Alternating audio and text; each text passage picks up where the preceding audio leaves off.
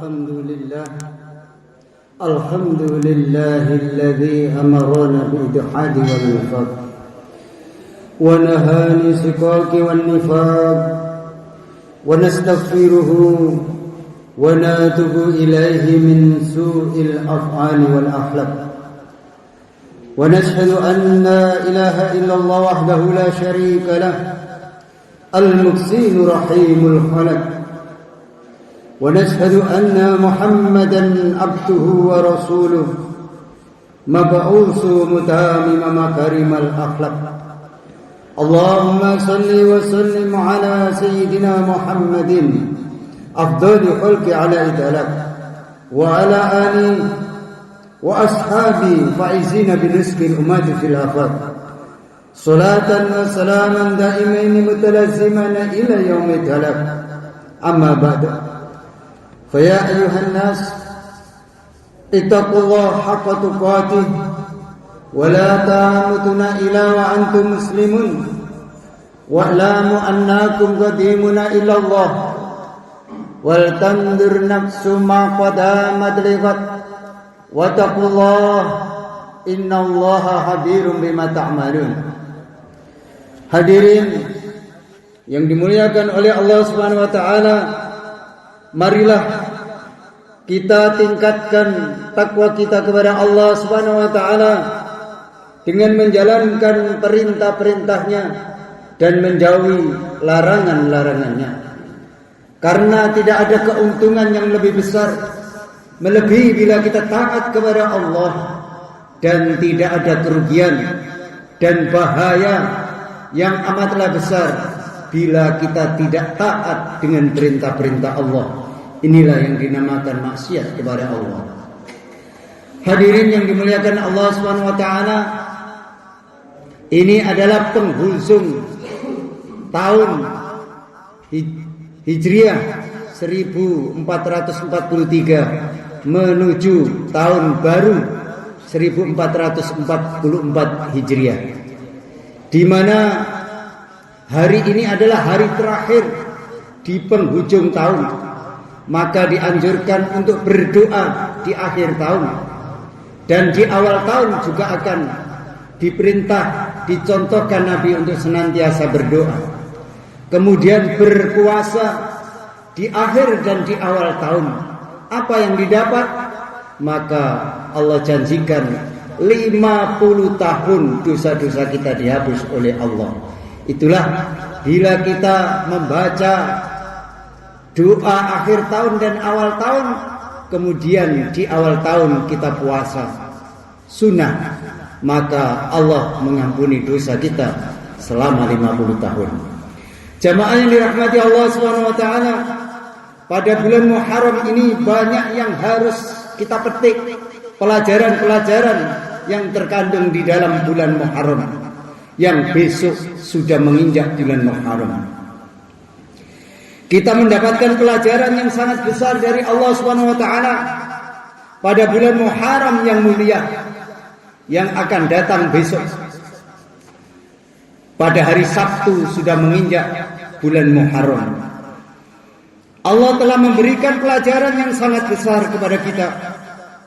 Pada tanggal 10 Muharram, Allah Subhanahu wa taala mendatangkan pertolongan kepada Nabi Musa alaihi salam, sehingga Nabi Musa dengan kaumnya Bani Israel telah selamat dari penindasan, kehinaan yang telah lama sekali mereka derita. Siapa yang memberi penderitaan? Yaitu Fir'aun. Telah dihancurkan pada 10 Muharram. Ini pelajaran bahwa orang-orang yang usaha ingin sukses, orang-orang usaha ingin mulia, orang-orang usaha ingin mulia dan sukses tanpa mengamalkan agama, akhirnya celaka belaka. Jadi kalau orang ingin sukses, maka harus mengamalkan agama. Tanpa mengamalkan agama, maka mereka tidak akan sukses. Sukses yang sesungguhnya adalah kehidupan akhirat, bahagia yang selama-lamanya, bukan ukuran dunia. Walaupun awalnya seperti mau enak, awalnya seperti mau sukses, tetapi akhirnya pasti Allah akan mendatangkan kehinaan-kehinaan, keresahan-keresahan, kesusahan-kesusahan di dunia ini. Itu bila tidak amal agama. Dan kita sebelum di akhirat maka harus banyak mengamalkan agama. Karena kesusahan yang kita buat untuk amal agama akhirnya menjadi orang sukses, bahagia yang selama-lamanya di surganya Allah Subhanahu wa taala. Sebaliknya orang-orang yang berpegang dengan agamanya Allah, walaupun awalnya mengalami kesusahan, mengalami penderitaan, tetapi akhirnya kemuliaan akan datang, akan didatangkan oleh Allah Subhanahu wa taala kepada mereka. Wal akibatu lil muttaqin. Akhirnya orang-orang yang mulia adalah orang-orang yang takwa. Itulah Allah menyampaikan, hanya orang yang takwa yang akan mendapatkan kemuliaan. Hanyalah orang yang takwa yang akan mendapatkan kesuksesan. Hadirin yang dimuliakan Allah Subhanahu wa taala, maka apa saja aturan agama ini, baik yang pahit maupun manis, yang berat maupun yang mudah, mesti kita rasakan semua. Ini adalah rahmatnya Allah untuk kita semua, supaya kita menjadi orang-orang yang mulia di dunia dan akhirat. Dan mesti harus kita pahami seluruh amalan-amalan yang tidak sesuai dengan syariat, walaupun kelihatannya menyenangkan, tetapi akhirnya akan menyusahkan kita di dunia dan akhirat. Hadirin yang dimuliakan Allah Subhanahu wa taala, Allah Subhanahu wa taala memerintahkan kepada wanita-wanita untuk menutup aurat secara sempurna, sebagaimana sebagian wanita yang tidak paham sehingga merasa keberatan dengan tertibnya Allah ini. Padahal kalau tertib ini digunakan, seumpama wanita-wanita menutup aurat secara sempurna, maka yang beruntung pertama adalah wanita-wanita itu sendiri. Keberuntungan pertama adalah wanita itu akan senantiasa mendapatkan pahala di mana-mana selama menutup aurat masih menempel tubuhnya.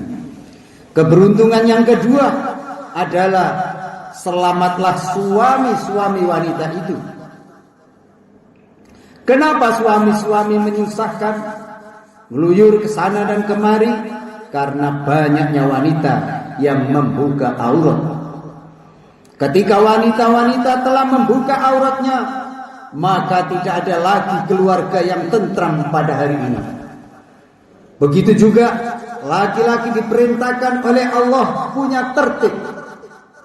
Laki-laki diperintahkan untuk menjaga pandangannya, tidak boleh melihat wanita-wanita yang bukan mahramnya.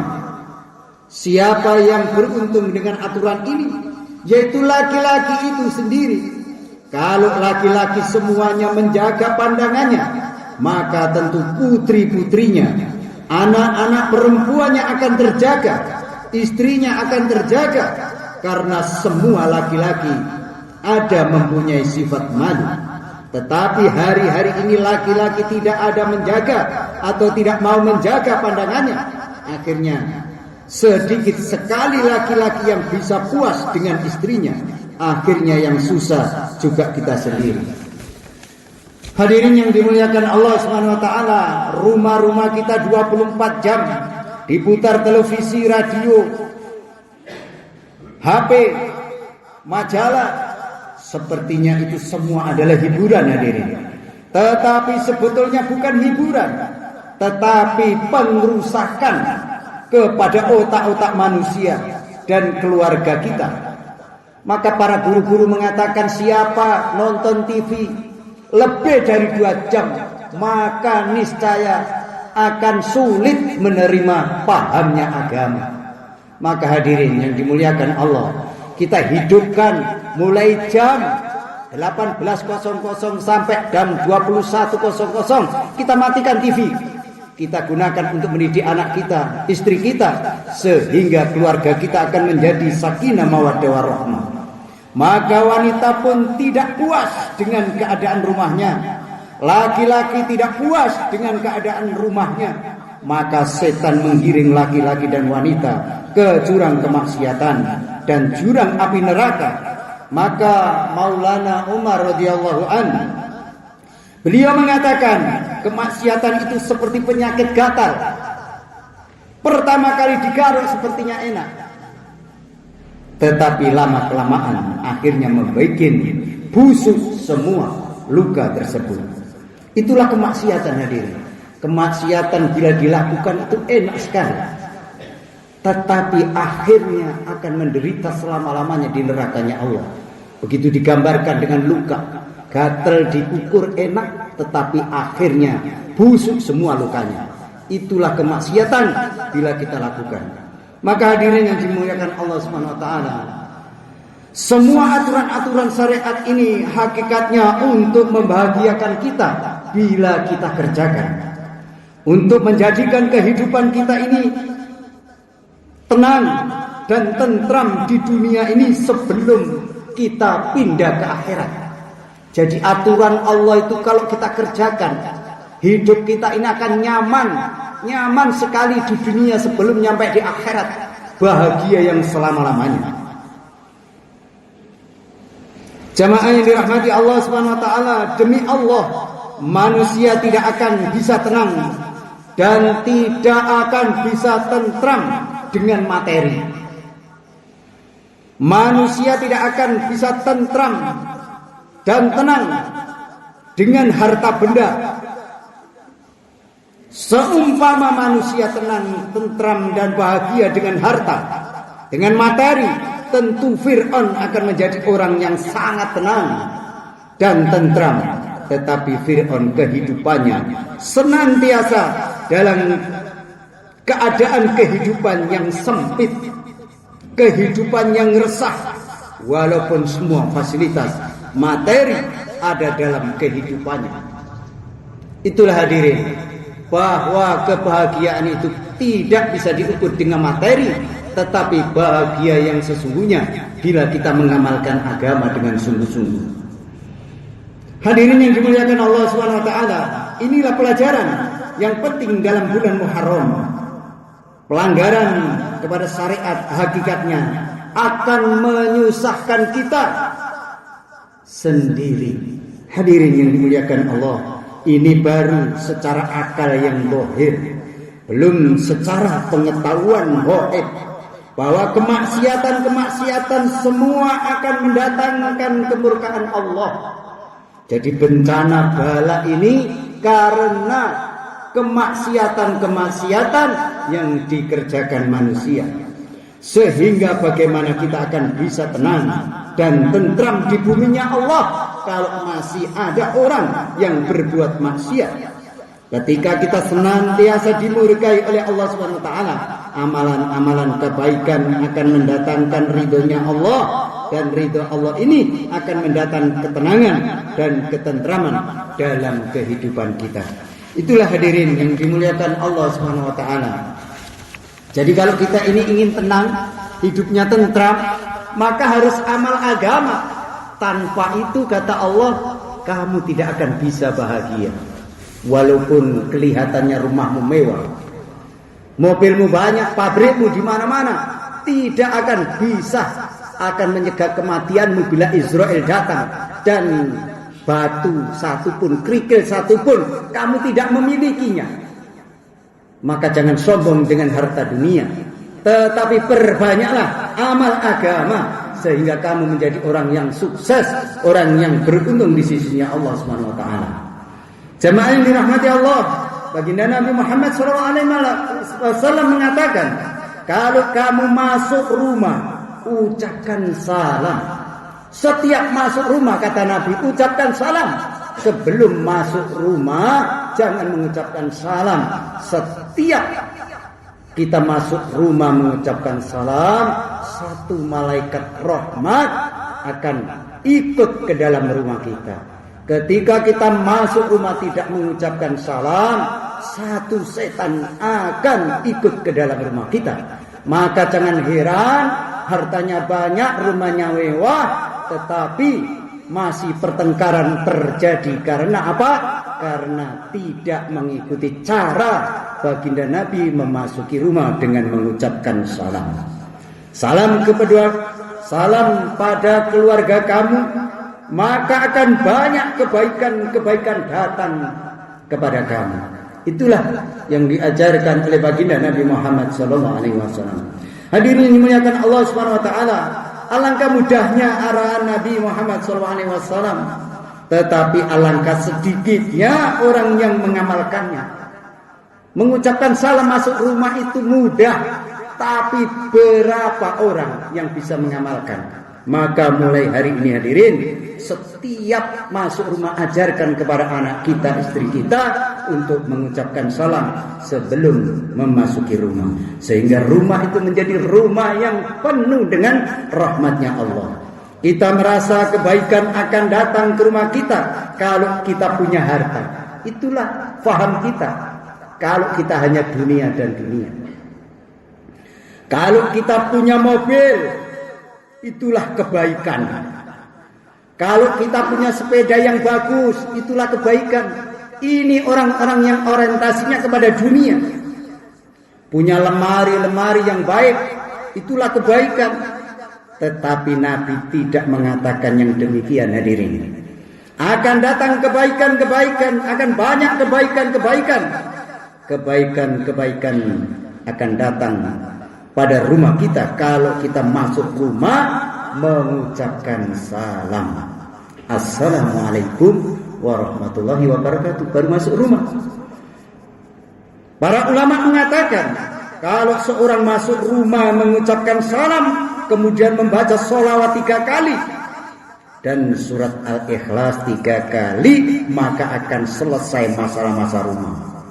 Jadi sebelum masuk rumah, Rasul mengajarkan ucapkan salam, kemudian ucapkan sholawat 3 kali,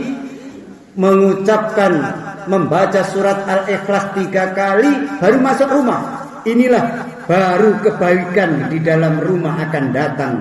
Rahmatnya Allah akan datang. Masalah yang berat apapun akan diselesaikan oleh Allah. Apabila ini kita amalkan. Begitu mudahnya Rasul memberikan resep hidup bahagia. Hanya dengan cara memasuki rumah. 3 hal tadi yang dikerjakan oleh baginda Nabi Muhammad SAW.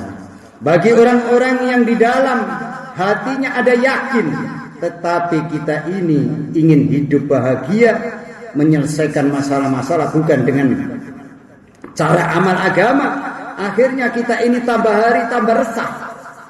Ingin bahagia ke mall, ingin bahagia ke dukun.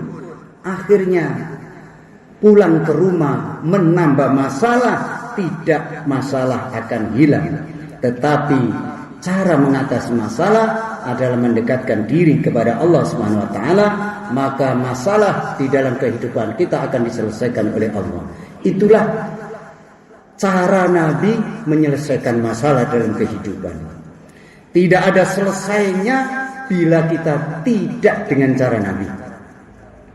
Jamaah yang dirahmati Allah Subhanahu wa taala, seumpama harta benda bisa menyelesaikan masalah, tentu orang-orang kaya di dunia ini sudah selesai masalahnya. Kalau kita teliti bagaimana kehidupan orang kaya di dunia ini, justru mereka orang yang paling banyak masalah di dunia ini. Masalah dengan keluarganya, masalah dengan anaknya, masalah dengan macam-macam urusan. Itulah orang kaya. Maka cara yang terbaik hanyalah dengan mengamalkan agama. Hadirin yang dimuliakan Allah Subhanahu wa taala, tidak ada cara untuk menyelesaikan masalah selain sunnah Rasulullah SAW. Sekarang kita ingin menjaga harta kita dengan cara itu. Baginda Nabi mengarahkan kepada kita, janganlah harta kamu, jagalah harta kamu dengan zakat. Siapa orang yang mempunyai pemikiran seperti ini, maka hidupnya akan tenang. Hadirin yang dimuliakan Allah Subhanahu wa taala. Orang tidak mau zakat, akhirnya hartanya tidak ada barokahnya. Hartanya banyak tetapi justru menimbulkan masalah-masalah yang tidak ada kunjung akhirnya. Itu baru di dunia, belum di akhirat nanti. Harta benda mereka akan menjadi bara api, neraka yang akan menyusahkan mereka selama-lamanya. Sekarang banyak orang sakit, pikirannya sakit, hanyalah bagaimana dibawa ke dokter, beli obat sana sini. Nabi mengatakan, obatilah orang-orang sakit itu dengan sedekah. Jadi kalau ingin sembuh dari penyakitnya, banyaklah sedekah. Tiap hari kita berangkat ke masjid, tiap subuh 1.000 rupiah kita masukkan kotak amal dengan niat, ya Allah berilah kesehatan. Maka ini akan menjadi obat yang terbaik. Ini adalah yang disampaikan oleh Rasulullah. Kalau kita lakukan, maka dengan keyakinan yang sepenuhnya, semua penyakit akan hilang dengan barokahnya sunnah-sunnah Nabi Muhammad SAW. Hadirin yang dimuliakan Allah Subhanahu wa taala, inilah arahan-arahan baginda Nabi Muhammad SAW dari Allah Subhanahu wa taala. Dialah Allah menciptakan penyakit, dialah pula yang menciptakan obatnya. Jamaah yang dirahmati Allah Subhanahu wa taala, musibah-musibah akan datang dari langit, tetapi amalan kita dengan sholat berjamaah kita, dengan zikir-zikir kita, dengan membaca laqad ja'akum rasulun min anfusikum azizu alaihi ma antum harisun alaikum bil mu'minina raufur rahim, dengan bacaan ayat kursi, dengan sedekah kita, dengan salam kita, dengan dakwah kita, dengan tahajud kita pada waktu malam, akhirnya musibah-musibah ditahan oleh Allah Subhanahu wa taala sehingga tidak bisa turun sampai hari kiamat. Kita tidak tahu apa yang akan terjadi pada diri kita, kepada keluarga kita. Banyak orang yang kelihatannya tenang, bahagia, tiba-tiba datang kesusahan-kesusahan pada waktu malam, pada waktu siang, baru dia menyesal. Saya tidak mengira kalau akan terjadi hal seperti ini. Memang betul hadirin, di tengah-tengah siang dan malam, siang malam tiba-tiba datang hujan, di tengah-tengah hujan datang halilintar. Maka hadirin yang dimuliakan Allah, itulah kehidupan. Maka bisa kita ambil kesimpulan, kalau kita ingin sukses, kita ingin bahagia, yaitu mengikuti sunnah-sunnah daripada baginda Nabi Muhammad SAW. Dan di antara bentuk taubat yang sangat baik pada bulan ini, yaitu kita puasa pada tanggal 10 Muharram. Baginda Nabi Muhammad mengatakan bahwasanya puasa 10 Muharram akan menghapus dosa kita selama 1 tahun.